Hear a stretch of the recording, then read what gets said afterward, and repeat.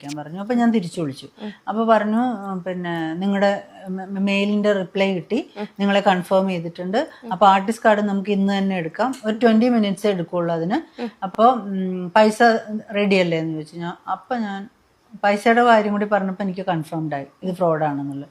ഞാൻ പറഞ്ഞു സാർ അത്രയും പൈസ എടുക്കാൻ എൻ്റെ അടുത്ത് ഉണ്ടാവില്ല, നിങ്ങളല്ലേ ഇപ്പൊ തന്നെ പറഞ്ഞു ഇന്ന് തന്നെ എടുക്കാൻ റെഡിയാണ്, പൈസ റെഡിയാണ്. അവരുടെ ശബ്ദമൊക്കെ മാറി.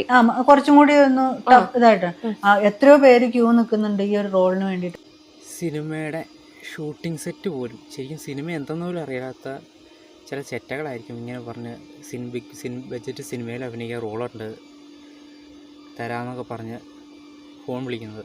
പ്രത്യേകിച്ച് സ്ത്രീകളെ ആയിരിക്കും ഇവർ മെയിനായിട്ട് ടാർഗറ്റ് ചെയ്യുന്നത്. സ്ത്രീകളെ മറ്റേ പൈസ തട്ടിയെടുക്കാനും അല്ലാതെ മറ്റ് വിധ ലൈംഗിക ചൂഷണങ്ങൾക്കും വേണ്ടിയൊക്കെ ആയിരിക്കും ഇത്ര ആളുകൾ വിളിക്കുന്നത്. അത് കേട്ട വഴി ചാടി ഇറങ്ങി പൈസ അഴിച്ചു കൊടുത്തും പോയി ചതിയിൽ വീഴാതിരിക്കാൻ നിങ്ങൾ തന്നെ ശ്രദ്ധിക്കുക. ഒരിക്കലും ഈ ലേഡി പറയുന്ന കാര്യങ്ങളിൽ പൈസ അങ്ങോട്ട് അയച്ചു കൊടുക്കാനാണ് പറയുന്നത്. ശരിക്കും നമ്മൾ ഒരു ചെറിയ റോളാണെങ്കിൽ പോലും നമ്മളൊരു 1000 രൂപയായിരിക്കും ചിലപ്പോൾ അവിടെ ഒരു ഫുഡായിരിക്കും, അത് അങ്ങോട്ടാണ് തരേണ്ടത്, അങ്ങോട്ട് ചെന്ന് കൊടുക്കുകയല്ല.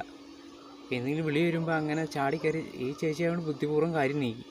വേറെ വല്ല ആളുകൾക്കാണെങ്കിൽ പെൺകുട്ടികളാണെങ്കിൽ പെട്ടെന്ന് വെളുവുമില്ല, പെട്ടെന്ന് കയറി ചാടി അങ്ങ് പോവുകയും ചെയ്യും.